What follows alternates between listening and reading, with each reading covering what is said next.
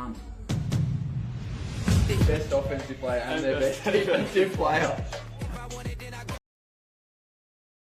Welcome to the Outback to End Zone podcast. Jamie, we're on remote today, or I am anyway, as I'm on holidays with the family. Welcome along. Yeah, good to be back. Good to be chatting ball again. Fair bit's been happening this week. I tell you what, we've both been on the move as well. You're head down in the big smoke. Yeah, made the trek down to where the big game's going to be. Down with the family, exploring a few farms, the aquarium, the likes, keeping the young fella entertained. How was Sydney? Yeah, up in Sydney, mate. That was pretty good. I'll be honest, didn't get up to a whole lot much up there, but did a bit of fishing, caught a big tailor, as they would have seen on the story. I was pretty stoked with that one. It was definitely a highlight of the trip. But yeah, steered back home the other day. Went to the footy yesterday, Easter Monday. As everyone knows, we're a Happy big Hawker. Oh, yeah, geez. I tell you what, mate, we'll get into it a little bit later, but the G was absolutely quaking. There was 85,000 people there, and when that final siren went, I shit you not, the ground was shaking. Like, it was nuts. So I couldn't help but think that what's this going to be like when there's 100,000 NFL fans there? I even ducked up to where we're sitting as well to have a bit of a preview and see what it looks like. And I'll tell you what, there's been a lot of people chirping saying that, we're going to be watching ants running around. But from where we're sitting, I think we've got like a fantastic view. So pretty stoked with that one as well, mate. It's been the last week has been very interesting over the Easter weekend. We've got a lot of traction from a lot of people putting in their 2 cents. I think the fact that tickets or pre-sale tickets have gone for sale definitely shocked a lot of people with the prices. And I've made a number of reels about it, but I think the biggest part was the fact that they said 95 standing room from 140. People were thinking, oh yeah, couple of $100. So when they've gone and seen the price, it's a lot more than probably what they were expecting. What we've touched on, I guess, in the last few days, just chatting, is the prices you're paying for an absolute premier showdown. The Rams versus the Niners, 2 of the best, probably 5 teams in football last year. You get to see them in Melbourne. And as you said, 100,000 at the G. There's no doubt in the world. In my mind, there'll be 100,000 people there. There's a few people worried about that. But I think the big thing that people don't understand about American football, and they say, oh, you won't hear a roar like the crowd when the final siren of an AFL game goes, or the first bounce of an AFL game. Let me tell you how the crowd reacts. On a third down, the team which has the most supporters, they go wild to stop the opposition from being able to hear the calls, the play call, the cadence, the snap of the ball. You do that every third down of the game with, say, 70,000 fans cheering to quiet and to make sure the offense can't hear it. That is going to be electric. And I can't wait. As we said, we've paid for tickets where we can't say ants. Look, I've been in the comments to a lot of our people going back and forth, and I've loved all the support. So everyone that's jumped on and backed me up, thank you very much. It's been a lonely ride occasionally, but yeah, it's been interesting hearing everyone's thoughts, hasn't it? Yeah, 100%. And like at the end of the day, I think the diehards are going to be just stoked to be there because realistically, this game's more rare than an AFL grand final. It's the first one ever. We don't know when. I think the NFL will be back to Australia. There's no doubt about that. But I just think we're lucky to be there. We're lucky to experience it. And as you said, it's going to be electric. The G always brings it. Doesn't matter. There's not going to be a bad experience with 100,000 at the G, whether it's Boxing Day, whether it's a 2020, whether it's AFL footy. Like, it's just going to be fun being there. And we get to watch the sport that we love. So looking forward to it, mate. My favourite argument was when people say it's only good for cricket. Well, if you watch the cricket, that's actually smaller than the NFL stadium. It baffles me. Oh, yeah, it's a good cricket stadium, but it's not going to be a good NFL stadium. Like, don't get me wrong. I understand where people are coming from. Would it be better in an NFL stadium? Well, of course, but you're not going to fit 100,000 people into any other stadium in Australia. No. Melbourne is the sporting capital of the country. Melbourne fans show up. There's an average of 50,000 at the G this year, and you look at the big 3 teams in Collingwood, Essendon, Carlton, and Richmond, probably big 4. 3 of them suck. So, and Collingwood, they always show up, but who knows how they're looking this year. So the fact that the Victorian fans show up, it was a no-brainer for the game to be at the G, and Mm. it'll be rocking. And if you don't want to go because the prices are too expensive, or Don't you go. think that the game's going to be shit to watch, well, that's your bad. Yeah, there's going to be 100,000 other people that will want to go. So, the game's going to sell out regardless. There's going to be people there. People are going to love it. And I tell you what, with being that first week of AFL finals as well, people that are flying in, they're in for an absolute treat that weekend. It is just going to be a really good week to be in Melbourne. It's going to be, yeah, I'm so excited. Because even like, as I said, been down in Melbourne for just the weekend, and yesterday walking around the city, and you've got all the Geelong and Hawthorn fans just wearing a scarf, a jersey, a jumper, and you just see the buzz and feel the buzz of that. Mm. You put this game on a Friday pre-finals, she's going to be an atmosphere that's electric. So yeah, The whole city, all the bars around Richmond. Like, if you're from interstate or traveling from overseas, I'm telling you, just head to any bar around Richmond and you're going to have a great time, because you'll get in there, everyone's going to be wearing their gear, whether it's going to be NFL or AFL. It is probably why I love living in Melbourne. It genuinely comes alive when there's a good sporting atmosphere. exactly right. And all those like little, as you said, like around Richmond there's so many pubs and bars that you can go to. It's going to be an electric time. I'm just glad, because there was bloody nervous trying to get tickets. I'm just glad we got some through the Rams membership. Just before I guess we move on, the thing that I've loved about our recent momentum, like I just literally looked an hour before the last hour, we've got 12 new followers, which is crazy. And you can just see the buzz for this game is bringing the fans, which is the reason we started the page, was to get an Australian perspective of American football. And we did think that there is, I guess, a lot of us out here that don't have a platform to tell their story. So that's what we're trying to do. And I heard a story from a guy who was 65, I think he said, but he's been following the NFL since the 60s or something. He had a stroke, so hasn't been able, and recently hasn't been able to go. He's like, I could never go to America to watch it. He was from interstate. He's like, I don't care what it costs. I'm going to fly down, going to watch the game and experience it. And it really just resonated with me, because it's like, that's it. Like, life's about experiences. Don't get me wrong, the cost of living, everything, the world we're living in at the moment isn't easy, but you cannot put a price on experiences like this, and getting to witness the NFL in our own backyard is something that's pretty special. Mate, that's it. You only get to bring your memories to the grave. That's it, nothing else. So why I not? think too, our Super Bowl trip is total like what this is all about, because Yeah. we went to America with no tickets, with not knowing what access we had. I basically went with no money as well. So. No money, exactly. And it was literally just go and see what happens. And Yeah. we made a trip of a lifetime out of that. And yeah, experiences last forever. So Mate. instead of sitting there thinking, oh, I should have done it, oh, maybe, I think if there's any part of you that wants to go and you can do it, do it. Yeah, exactly right. That's it. There's no need to sell the left agate or anything like that. But if you're in the situation where I tried to sell me right tooth, but it's back now, so we're good. I would try to sell mine. I wouldn't get too much from it, I wouldn't have thought, but Let's jump into a bit of NFL news. A few pro days have gone since we last chatted. The draft season is well and truly upon us, and what is it, under 20 days till the draft, until we're in Pittsburgh experiencing it. yeah, that's it, mate. Under 20 now. God, I'm excited. Get me there, eh? And I love mock draft season. If you haven't already checked check out our mock draft.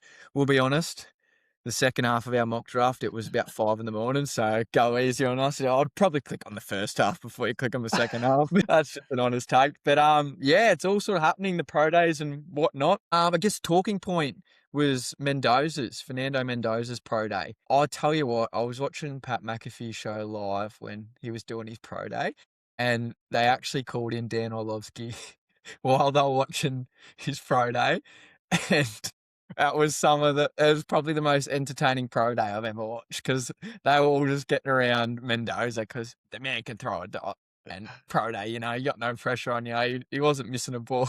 They were just getting stuck into DNO the whole time. It was absolute gold. But yeah, he looked the part. He's got the size, the composure, and the leadership.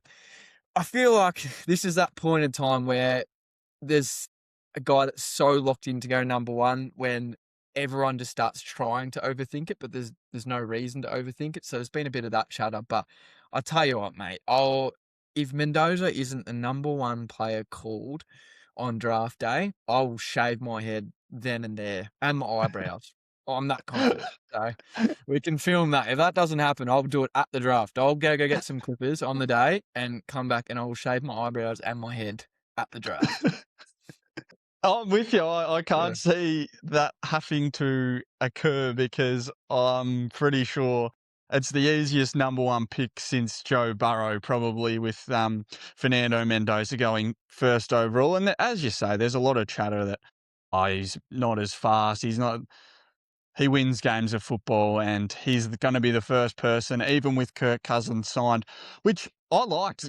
Let's chat a bit about that. I think the fact you've got two quirky white guys in Las Vegas is a story that couldn't write itself, but he's probably the perfect person to mentor, even though they've said that that's not what his job is. But if Mendoza isn't ready to go, and Tom Brady's at the Las Vegas Raiders, so he loves to let a quarterback sit for a bit, there's just no pressure for him to go there and be the guy straight away. They've showed in the free agency that they wanted to spend up and they wanted to be not a contender, but better than they were last year. So let Kirk go face the bullets at the start. And look, if they're 0-4, well, was Fernando Mendoza probably going to be any better? Probably not. And if they're 0-4, then you let him go. But if they're 2-2, and Fernando Mendoza might be able to spark something after that. You never know. But I love the signing of Kirk Cousins. The money, that's why you love NFL contracts too. 5 years, 170, when it's really a 1 year, $20 million contract. But yeah, he's going to be number one overall. I don't care what anyone says. He'll be the first person called out in Pittsburgh. The draft will start after his name. But I think they're building the right way, the Raiders, which I love to see, because you see a lot of teams that get the first overall pick and they get a quarterback and they just throw him to the wolves, and that's where you can miss with your David Carrs and other guys like that. So I think they're trying to build it the right way. Yeah, look, I think you nailed the point there. It is a 1 year, $20 million contract. But when I first saw it, I was like, what are they doing? I was like, 5 years. I'm like, you're not paying Kirk in 5 years' time when Fernando's winning MVPs, are you? But yeah, that's the thing. They're coming from like an Aussie perspective, getting used to the NFL contracts is a big learning curve, that one, because yeah, you really have to read into it and look what's happening there. But I think this they can call it whatever they want. It is a mentoring role. I think Kirk Cousins has a bit of a noodle arm with where he's at in his career, and I think Fernando would probably be a better quarterback starting day one, but you don't want to throw him to the wolves and the lights of Vegas too early, whereas you come out and you have a few rough ones. We've seen too many quarterbacks get thrown to the wolves and all of a sudden they're on a different team in 2 or 3 years' time. So I don't want to see that for Fernando. Having Kirk to rely on there to sort of handle that pressure and handle those tough days early, I think it's a good signing. But yeah, I would not be surprised if we see Fernando starting week 2 or 3. It's literally the way you go about it, though. How many quarterbacks play all 17 games in the season? You need to have that little bit of depth, that insurance policy. And by literally having a young quarterback and nothing else, you're putting so much on his shoulders that if you've got the cap space, use it on a veteran like Kirk Cousins. Yeah. And he has that relationship with Clint Kubiak, who was his quarterback coach in Minnesota all those years back. So I think it's a pretty easy one. While we keep moving on, so the draft probably is going to be starting from pick 2. And I was listening to Todd McShay's podcast the other day on The Ringer, and he spoke about the potential of 6 to 7 offensive linemen going in the first round and 6 to 7 defensive linemen going in the first round. That's up to 6. Yeah, that's up to 16 linemen going on day one. Over half the draft he believes could be offensive or defensive linemen, which is crazy. It's not the flashy, glamorous picks, but as a Browns fan who we need a tackle, I love that because hopefully we can snaffle up one of them with our 2 picks. But yeah, it's going to be an interesting draft. Maybe not the flashiest of picks, but a lot of trenches, which look at the Seattle Seahawks, the reigning Super Bowl champions. They won it in the trenches. Yeah, it's no surprise because, I mean, especially on the offensive side of things, there is going to be an absolute run of O-linemen go. You've got so many just good names that are still sitting around there in that pick 20 mark, and you've got teams that need linemen there to address it in the back half of the draft as well. So, yeah, I wouldn't be surprised at all if we see a big run of O-linemen go late. And, I mean, yeah, same on the defensive side of the ball. The names there sort of speak for themselves. So 16, I don't know if there's going to be that many, but how many did you say? 12?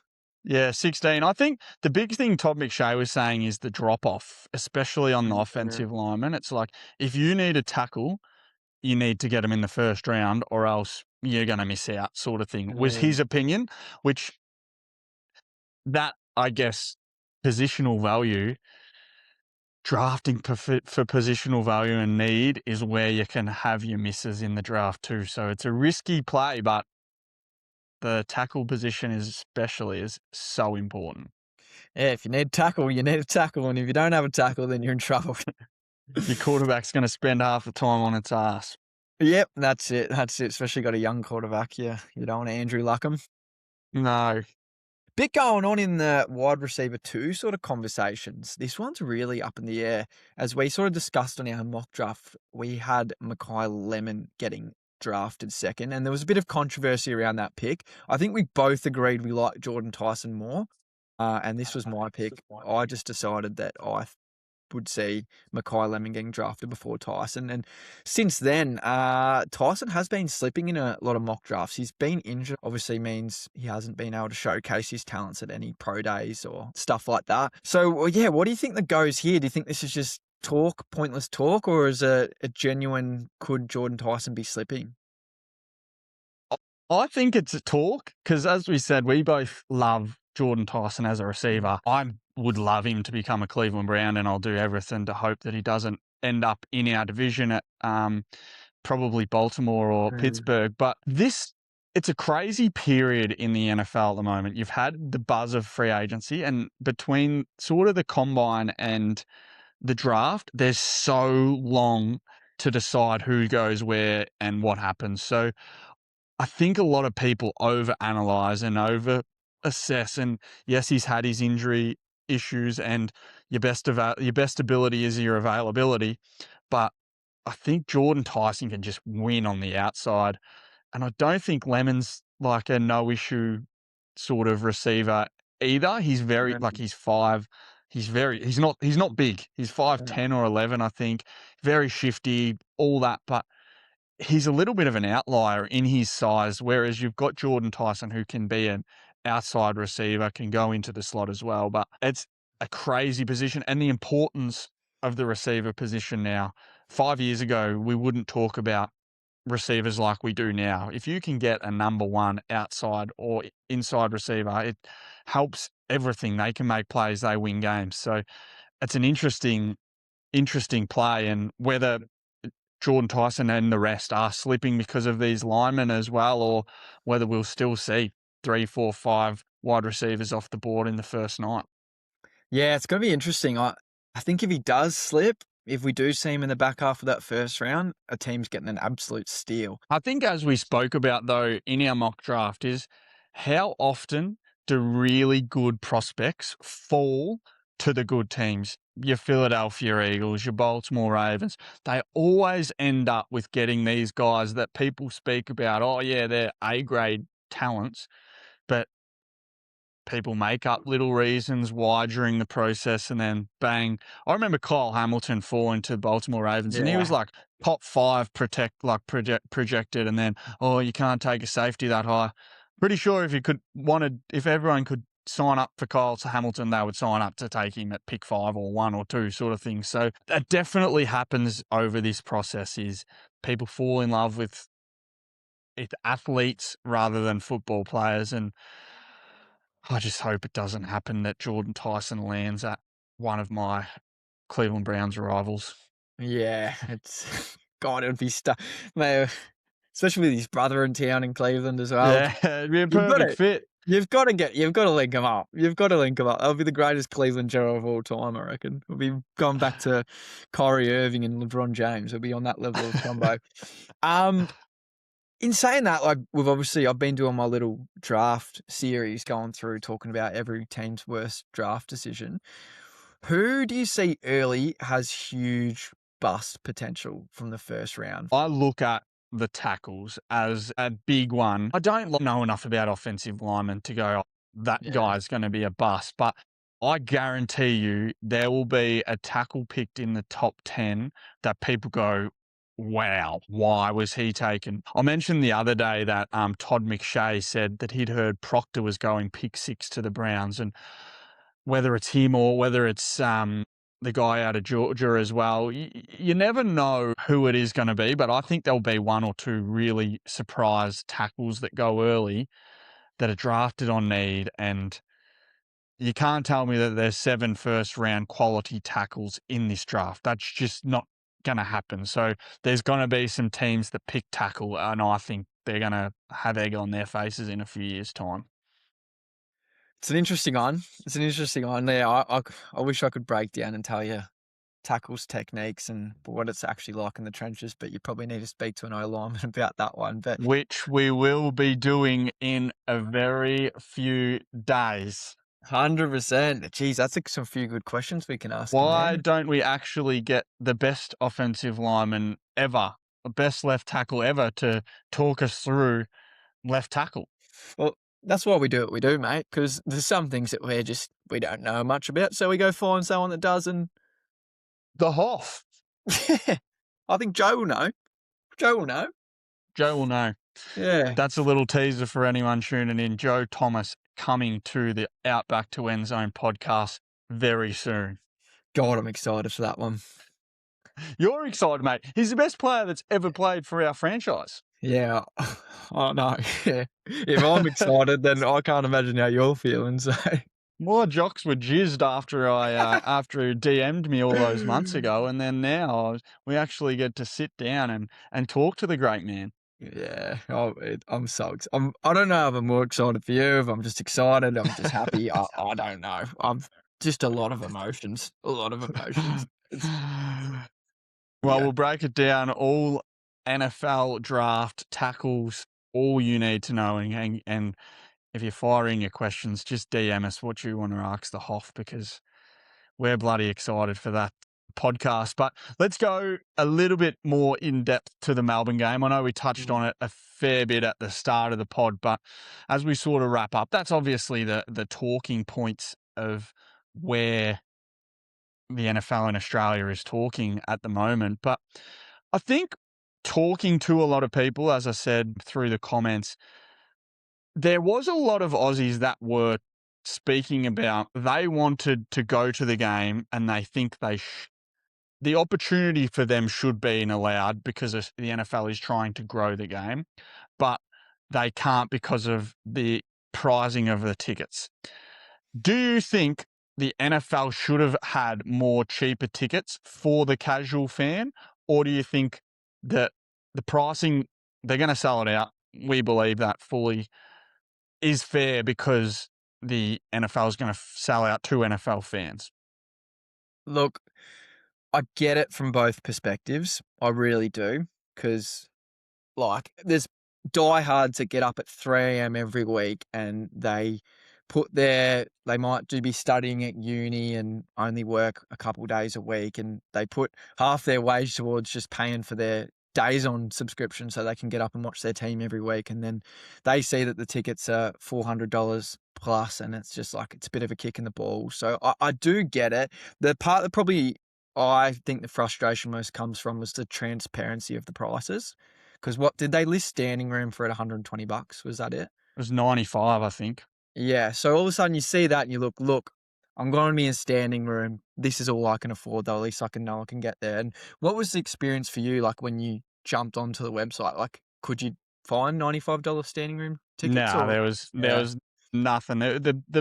I looked right up the back and it was like where we got $4.50 a pop. That's about as cheap as I could find. I'm sure there will be cheaper, but I'm just saying they'll be gone very quickly, and you'll have to be kissed on the dick, I think, to snaffle up one of them.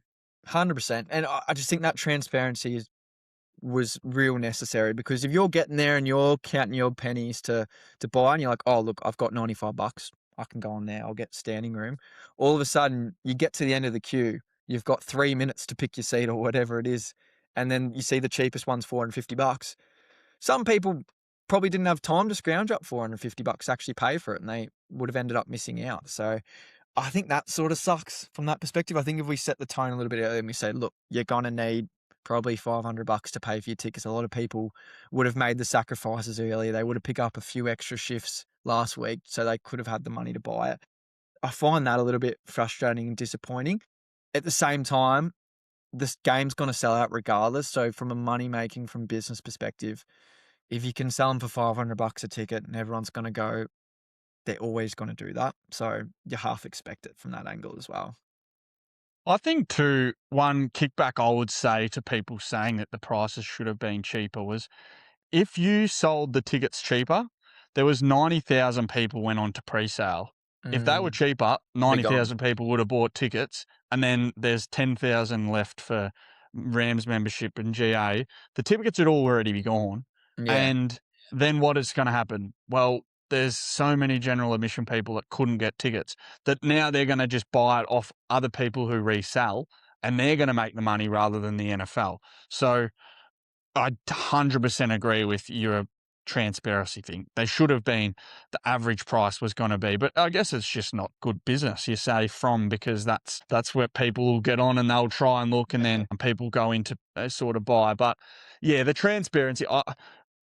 The other thing that has been a little bit frustrating in people commenting is when people say, oh, I was in America and heard a guy say he paid $300 for a Giants Raiders game. Mate, there would have been 30,000 people in the crowd and no one would have given a damn about the game because it would have been week 8. Yeah, exactly right. So yes, you have seen it in America and that's great. But you were watching two of the worst teams in an irrelevant game, no doubt. Whereas we're getting a week 1, the biggest game of week 1, arguably with the Seahawks opening at home. But in Australia, where we've never had a game, you've got to pay for that. You don't have to fly 16 hours to get there as well. Exactly right. If it was the Raiders and the Rams, they wouldn't play. They probably don't play each other because they're in different conferences. If it was someone like that, I could understand. Yeah, makes sense. Be a bit cheaper, the Raiders. But then I guess you probably still have the Mendoza buzz and all that. The way it's worked out, you've got two of the premier teams playing at the MCG, week 1, season opener. That's what you're paying for, that as well as paying for the NFL. 100%. I agree. It's going to be worth it. It's going to be worth it. It's going to be epic. Do you expect another game in Australia? The NFL signed a multi-year deal to expand the league's presence in Australia, so it's definitely not going to be the last game. Would it be the same sort of scale? Would it be as good as teams as Rams and Niners? And would it be in week 1 of the NFL kicking off? We're not sure what to expect. There might be a bit of backlash from these two teams as well, from having to fly the whole team out. And if they go on and lose 2 or 3 games afterwards, might be plenty of blame coming Australia's way. I haven't heard many positives from the teams coming about coming to play in Australia. We might get thrown an absolute dud next year. Hopefully it's Colts Browns. Yeah, I think we will see the NFL in Australia, but will we see it on this level, on this scale? I don't know. Yeah, definitely. And it'll be interesting. The NFL is a business, and that's what their biggest thing is. It's a business. If they don't make money or they don't get the buzz, the multi-year deal, they can pretty easily turn their nose to as well. I think the biggest thing, why we started our page is because I think the NFL, we feel, is very similar to Australian sports. Aussies love sports. That's the most, I think 70 to 80% of Australians follow one sporting code, which is an enormous amount of people. We've seen the growth in the Super Bowl. Over 2 million people watched the Super Bowl last year, not the one just gone previous the year before, which is a Monday morning at 11 a.m. when you have to go to work. That's more people watch that than watch the Melbourne Cup, which is a public holiday for Victorians. So the growth of American football, and I guess how close it is to Australian rules football and rugby, is why they think that Australia, and why I honestly believe Australia is a really good growth country for the sport. The time zones, as Pat said, we need to work that out because the time zones, they just suck. But the growth of the game by coming here, I think, is going to grow it even further. Don't get me wrong, there's going to be plenty of haters out there that say it goes too long. They play 4 hours and it only goes for 15 minutes and yada, yada, yada. There's plenty of them, especially on TikTok. What's everyone's problem on TikTok? Yeah. Like, just, you don't be so Grow up. sad. Yeah, grow up.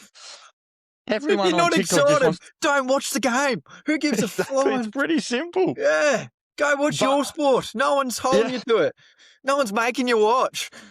Fuck. And comment. Just go about your business. But yeah, I think the game is going to grow, in my belief. The reason we sort of started the page is because we feel like that's what's going to happen. And the support it has got, plus the buzz it'll come to the city, the country about it happening, I think it could really explode. And just having that accessibility to it is really exciting. What we're trying to do as well, I guess, rolling onto the next part of our draft trip, is give some exposure to the Aussies that are already doing it. So many people know about Michael Dixon, and he's a superstar, best punter in football, Super Bowl champion, absolute legend, Collingwood fan, so we've got to give him a little bit of a knock on that. But the Aussies that are dominating in the States in the college system is insane. 6 of the last 10 Ray Guy winners, which is the MVP for punters in college football, have been Australians. Over 50% of D1 college punters are Aussies. We just went and kicked the ball with Angus Davies in the University of California. The guy's got a massive leg on him. He didn't play any rep footy. He played a bit of Falcons, but he wasn't never going to get drafted. We talked to Jack Burgess the other week. He was playing twos at Bacchus Marsh, and then now he's over punting for Texas Tech in the college football playoffs.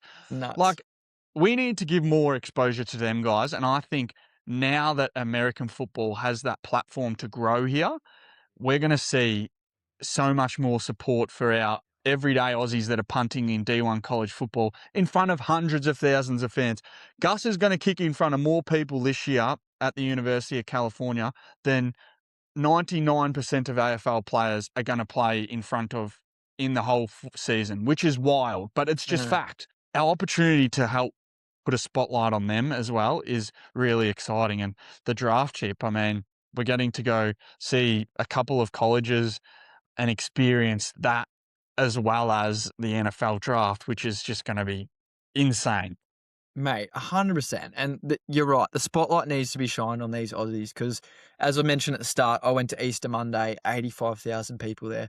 These boys are playing in front of that every week as a minimum. Like sometimes 100, 110,000. Like that's the crowds they're playing in front of. And back to TikTok again, there's a few people just throwing a bit of shade on the Aussie punters in there saying, oh, all they do is punt. Grow up. A little bit more of the... Yeah. You go out there and kick a ball that far, and then we can have the conversation. Because the pressure... Not even about kicking the ball first. You've got to catch the fucking thing. It comes in fucking humming at you just there. Rockets. You stand in front of a jugs machine, and if you catch 3 out of 5, I'll be fucking impressed. 90% of the people that comment on TikTok are either 16 years old and the balls haven't dropped yet, or they're fat old men that think they were superstars back in the day and could have been AFL players or train-on players, but they just couldn't because of yada, yada, yada. Grow up. Yeah. Bugger off. That's what I'm saying. And there's a bit of shade saying that, like, a few Americans saying that, like, all they do is kick the ball. And, like, there's more. I saw one comment that really bugged me saying that, Americans are better punters than what Australians are. And I was like, mate, I live in Ferny Creek. There's about 30 people that live in the whole suburb. I can guarantee you all 30 of those people, including me grandma who's 85, she'll be able to kick the ball further than what most Americans can. Exactly right. The sheer weight of numbers compared to Australia, yeah, they probably should. But we've got 6 of the last 10 Ray-Guy winners. So How for many a do you have? country that Only doesn't, 4. yeah, Only 4. yeah. The punters that are coming out of Australia is only going to get more because the more this game grows here, the more Aussies that are going to be over there. I can guarantee you it'll be 10 out of 10 at some point. For sure. Well, we've got the last one. So hopefully Brett Thorson gets drafted too, and we can witness that in person. So the draft trip, James, 20 days, not even 20 days. We're going to hit a Ohio State like 8 Spring Bowl days. game. It's What like is 10 it? days. 10 days, I think. What's the day? We leave on the Shit. 7th. It's 10 days. 10 days. So what we're doing, Ohio State Spring Bowl game, catching up with Joe Maguire, still working out the finer details with that. We're taking the bus. We've got a van. We're steering all the way from Ohio State down to West Virginia. Proper road tripping. That's it. Hitting up Morgantown. We've got West Virginia. We're catching up with Ollie Straw, who was the punter of the West Virginia Mountaineers. He's going to sort us out there. Then we're heading up to Pittsburgh. Massive news today, Jamie. Let the people know. Big news. The media access has been granted. We are going to be backstage. We're going to be there. I don't know how we pull this shit off, to be honest with you. I can tell you, this is one of the funniest stories of our whole Super Bowl trip. So if you want a funny story, listen in. So we're sitting at the bar the night before the Super Bowl, and I'm on my phone just trying to get a ticket somehow, messaging as many people, anyone that we'd met, messaged them trying to get a ticket. And Aiden just goes up and chats to the intern, goes and chats to a guy at the bar and goes, I don't know, but there's something about that guy. I reckon you should just go up and chat to him. I'm like, righto. Ended up chatting to this guy for 2 hours. Sam, he was an absolute legend. Didn't talk to him about, he just asked why I was there. He was going to the game, just chatting, yada, yada, yada. Little did I know he was the director of communications for the NFL. And a great guy, but also just a man. So we've linked up with him, sort of discussed about what we needed to do to get this access. And he's a legend. And the boys are going to be behind the scenes at the draft. We're going to be there. The Radio Row, it's all been access granted. So we're going to be there with the likes of the big time reporters and the big time people in the media. So we've made it back. A few familiar faces we're looking forward to catching up with again. But God, I'm so excited. It's dream come true. Coolest part about it too, I will continue with the trip. The trip, we then go to Los Angeles, a couple of college tours and catching up with a couple of guys. Lockie Carrigan at USC and Curtis Durand at UCLA in the works. So nothing confirmed yet, but just sort of playing around with things there. And then I think the funnest part about it is we get to experience it with 4 or 5 people that have jumped on board to come a part of this trip, and they're going to experience it with us. So the people that inquired about the trip was more than we expected, but we're so excited to, I guess, do these trips, but bring people along for the ride. So that's going to be even better. I think I was chatting to someone on the phone the other day, and fair play to him. He's flying down to Brisbane to go to the NFL game in Australia. So he's like, I probably just can't do both, to be honest with you. But he was sort of saying, he's like, I just love that you boys, you're just everyday Aussies and you actually want to bring other everyday Aussies along with you. Because there's nothing special about us. We aren't media trained. We didn't study this. We're just fans like everyone else. So it's pretty cool we get to bring other people along with us, mate. I think that's the most exciting part. And seeing their first reactions to going through the college tours. I mean, I haven't been to this is really embarrassing to say, I've never been to an NFL game before. I'm going to go to the draft before I'm going to have media access at the draft before I actually see an AFL game. The first AFL game I'll ever see will be the one at the MCG. The first NFL game I'll ever see will be at the MCG. So, mate, I'm just so stoked. I'm so excited. I'm a little bit nervous as well, not going to lie. There's a lot going on, but bring it on. I can't wait either, mate. And I think to wrap up a little bit, the whole point of Outback to End Zone is to build this community. And as we said at the start, we've had some crazy traction in the last couple of weeks, but especially the last 7 days. And we want to, if you can invite people to this community, check us out, follow us on Instagram, TikTok, YouTube. We've got some pretty big guests coming up on the podcast the next few weeks as well, which is so exciting. The access that we're going to get at the draft and on that trip, you cannot miss out on this. This is going to be Aussies, everyday Aussies, just doing amazing shit in America, which is going to be awesome. And we're going to broadcast it straight to you guys. So make sure you follow along for the ride. Yeah, and if you got any questions for any players that get drafted you want asked in the presser, just chuck them there in the comments and I'll yell them out for you. Nothing too rogue though. I don't want to get kicked out the first day. Maybe the seventh round. Any press conferences I can start sliding a few roguies in there.